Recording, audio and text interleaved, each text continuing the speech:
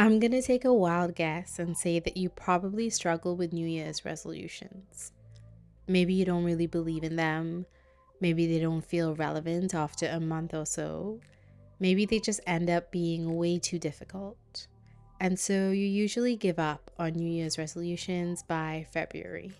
But there's still a part of you that wants to build a path for you to consistently follow every year. So what do? Well, maybe you try again. But this time, take a cozier approach to New Year's resolutions. I'm Kirsten, and I spend my days processing grief and healing while staying kind, cozy, and courageous. And in this video, we're going to figure out how you can make 2025 your best year yet.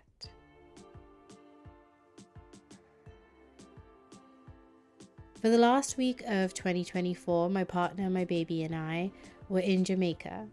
My partner is from Jamaica, and I saw this trip as an opportunity for my partner and my baby to spend some quality time with their ancestral land and waters. What I didn't realize was the impact that this trip was going to have on me. We spend most of our days in Jamaica walking by the beach or swimming or just sitting and taking in the fresh air, and of course, sleeping. We got such restful sleep, which is saying a lot as parents. Slowing down our days gave me the time and space to think about where I was and where I wanted to be. I realized that as much as I tried to embody slow living back home, life was still moving at much too fast a pace for me. Being in Jamaica and getting to just exist really put things into perspective for me. Just living life felt much too important, without having to think about capitalism, without trying to meet expectations that society had set for me, without spending my energy overcompensating for others, just living life. Experiencing every day, spending quality time with my internal and external worlds. So I decided I needed to set some intentions for how I wanted to live when I went back home. Intentions to bring me closer to the slowness that I desire. I prefer New Year's intentions to New Year's resolutions. Intentions center your purpose, while resolutions specify desired outcomes. Intentions focus more on your relationship with yourself. It's important to note here that while intentions aren't necessarily tied to a desired outcome, that doesn't mean they can't be lived each day or that they can't keep you accountable. I remember for my 29th birthday last August, I told my partner that my intention was to spend time with myself.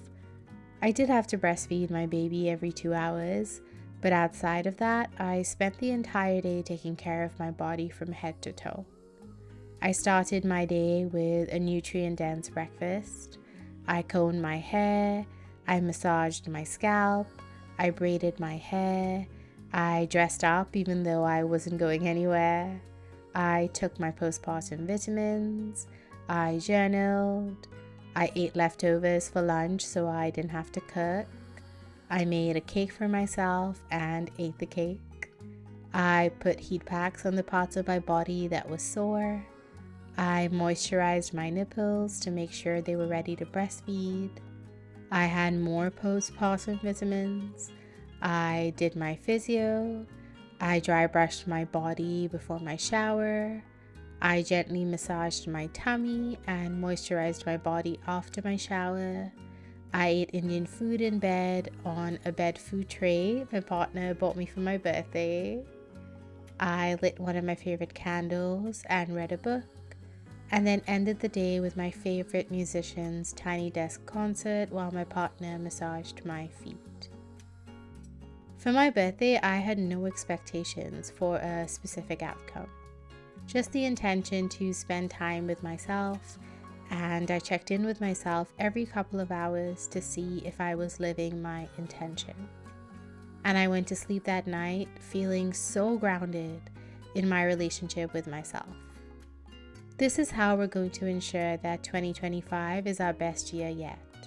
We're going to set intentions that deeply align with who we are and check in with ourselves to ensure we're accountable to those intentions. We're actually going to start right now and write our New Year's intentions together. If you want to join in, you'll need a pen and piece of paper. Now remember, we're keeping things cozy, which means we're not trying to do too much.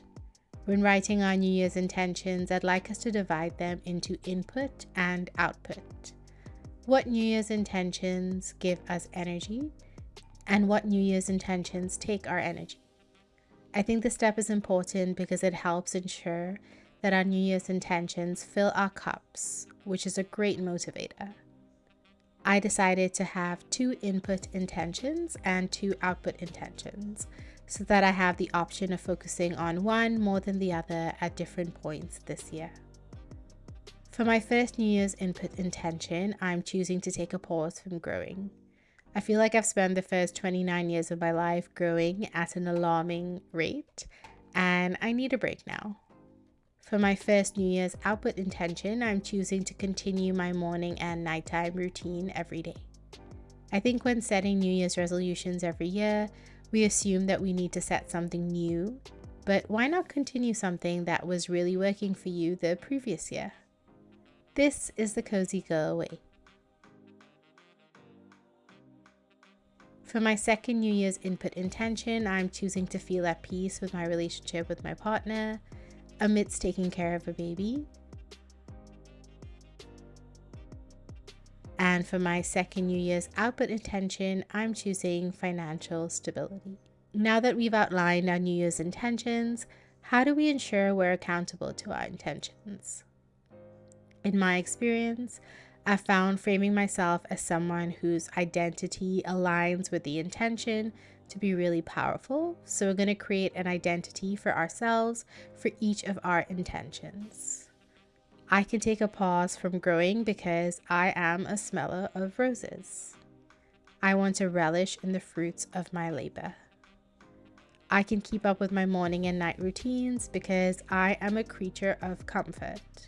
Having consistent habits that I can rely on every day helps keep me grounded. I can feel at peace with my relationship with my partner because I am a seeker of peace. It is important to me that my core relationships feel steady, regardless of external factors.